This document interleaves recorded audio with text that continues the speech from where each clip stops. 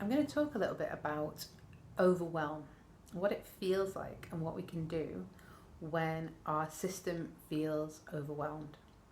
And the reason being that I've been wanting to share videos and more thoughts for a while to kind of introduce myself and the way that I work and the way that I think.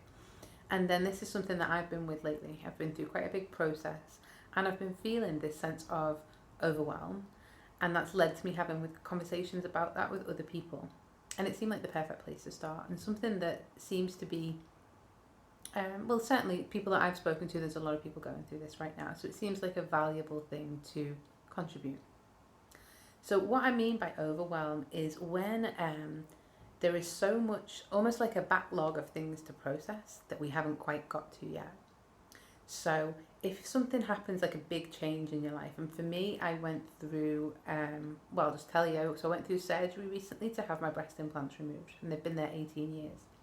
So what that meant for me was that it brought up quite a lot of old sort of pain and shame and things that I didn't process, didn't have the capacity to process when I was in my teens. So I covered them up with something physical, and making the choice, albeit it was a choice to go into that for me, meant that I was choosing to resurface all of this stuff. There was also a certain amount of fear around what I was going to look like, which might sound really superficial for people, but it's not. I don't think it is. I don't think it is. There's a reason why so many millions of people are having these surgeries every day, because we're really conditioned that there is a right way to look. And so, of course, it brings up, fears, shame, things from the past, fears for the future. And also, there was, of course, a lot of physical healing to be done once I'd had this large surgery. And I found myself the days after the surgery aware of wanting to, like, has this really changed? Has it improved my health? They were making me sick. Am I going to be able to start exercising again? Can I get out into the world? I really can't wait. And begin to process all this stuff. I could also feel tears behind my eyes. I knew that there was so much emotion there to be processed and to let out, but it wasn't coming. I couldn't cry, which is really rare for me. I cry all the time. And what I felt when I checked in with that, there was a little bit of fear actually initially to go, I can feel these tears here and they're not flowing. But what I realised was that job one was physical healing, and that this physical body can only process so much at any one time. So in the sort of etheric and the spiritual, on a soul level, I'm holding everything that I ever have been and ever will be. I'm holding all at once. There's no time there. But in this physical body, on this physical plane, things have to be done in steps. And day one, job one, was to allow this body to heal physically. And that's why I couldn't get to the spiritual, the emotional, any of this. And like I say, even for me who practices meditation a lot, it brought up fear and trepidation. And what I found myself needing to do was just allow whatever is, which is easier said than done. And also, it's kind of like, well, what does that mean? We've got no choice. We kind of have to allow it. But what I mean is, like, what made it easier a little bit was to choose consciously not to fight against it. So this is something that I think is applicable in any big life change, whether it's a big breakup in a house move, or an operation, or a diagnosis, a bereavement. Any of these things, or many other things besides, can bring up instant amounts of huge emotion, maybe physical sensation, maybe past traumas, all these different things that are almost like then lining up behind you to be processed, and you can only do so much all at once, and this is where the overwhelm comes in. Our nervous system starts to feel overwhelmed, and to me, what I did to mitigate that and to choose not to overwhelm my nervous system was to allow myself time. So in the days after the operation, I noticed this line of things queuing up behind me to go, yeah, me next, me next, me next. And I consciously said to myself, It'll all happen. I totally trust you. I trust this body. I trust this mind. And we'll get to it all. I will just make sure that within it, I'm looking after myself. And I'm not asking too much of myself. And I'm not going to almost like trip out the bandwidth by going, yeah, everything all at once. Because that's what would land me back in bed again.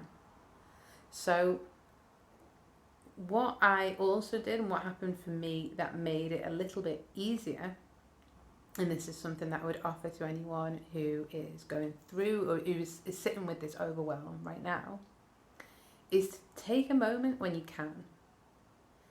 Firstly, breathing, to actually consciously breathe. Because if everything is trying to come through all at once and you've got that sense of urgency, which life instills in us, modern life instills in us a need to get stuff done now. So it's totally normal to want to get as much done as possible. If you've got that feeling, choosing to say, right, well, just for the next few minutes, I'm going to sit and breathe and nothing else. And close your mouth and breathe through your nose to trigger your rest and relax response. Nothing will bring that response in quicker. Nothing will calm that nervous system quicker than choosing to consciously breathe and do nothing else just for a few moments. So that is number one. But then I've been checking in regularly with my intuition, which just means getting quiet enough to notice what pops up, what thoughts, what visions, a lot comes in visually for me, what feelings, and almost noticing how I feel about the feelings and what I think about the thoughts. So some things that are going to come up are like this fear, this trepidation, this, oh my God, when am I going to get to this? And when am I going to get back to work? All these different things. And I understand where they're coming from.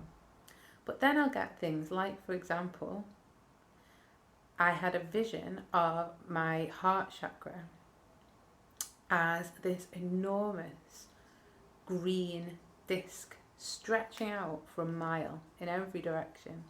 And it was beautiful. But it came with no emotion, no other information, just that vision.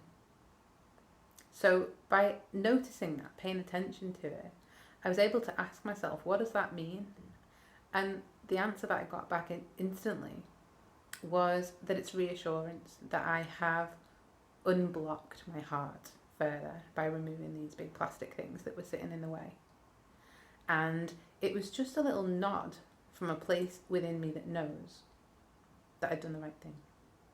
And nothing has come back from that yet. I'm a month out, and the spiritual stuff, the notion of kind of how removing these objects from my body has impacted my spiritual self hasn't even come up for me yet, because I'm still physically healing, I'm still processing the emotional, but I had that vision, and I can just hold that, I can just remember that was there and know that I'll get to it. It's just a little nod to trust that, yeah, we'll get there eventually. I also had, in the days after the operation, I could feel his tears welling up behind my eyes. I knew there was so much emotional stuff there to be processed, but I didn't cry for like 2 weeks, which is unheard of. I cry all the time. And I think that was because my body was saying, no, we'll do the physical first, then we'll get to the emotional, and then we'll get to the spiritual. That's how I interpret it. And it might not be the same journey for everybody, and it certainly won't be the same journey depending on what everyone's processes that they're going through.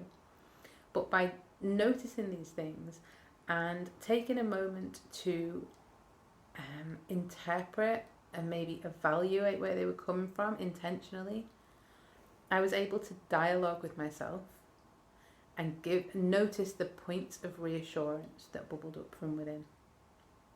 So I know that is not necessarily going to be super easy for everyone, and it will depend on how much time you've spent checking in and going into your intuition prior to one of these big things coming up. But if you are in a period of overwhelm right now, hopefully you can find some quiet moments, perhaps by consciously going in and creating them yourself, through just sitting and breathing, through drinking a cup of lavender tea or chamomile tea, taking some deep breaths and just doing nothing for a few minutes to try and allow some time for the cogs to stop turning so quickly, and then start to notice what comes up. And if you're not in a period of that right now, in a period of overwhelm, then maybe doing those things, maybe whether you call it meditation or not, sitting quietly here and there and doing nothing else but sitting quietly, will allow yourself the space to get in touch with whatever wants to bubble up naturally and offer itself to you as a guidance point. And then, of course, everything that I do in my work is all about writing these things out as well. So grabbing a notebook and pen, especially if you're particularly busy-brained, grabbing a notebook and pen and writing these things down as they come up is a way to kind of quiet the mind, and also actually actively see these suggestions and these thoughts and these feelings in front of you on the page. Although I must say that when I was feeling this sense of overwhelm in the days after the operation, I didn't pick a pen up for over a week. Again, it was a no for me. It was a just do the physical, don't even get to that yet. So if you are someone who writes, or you are someone that has practices and you find yourself not having them, that's okay too.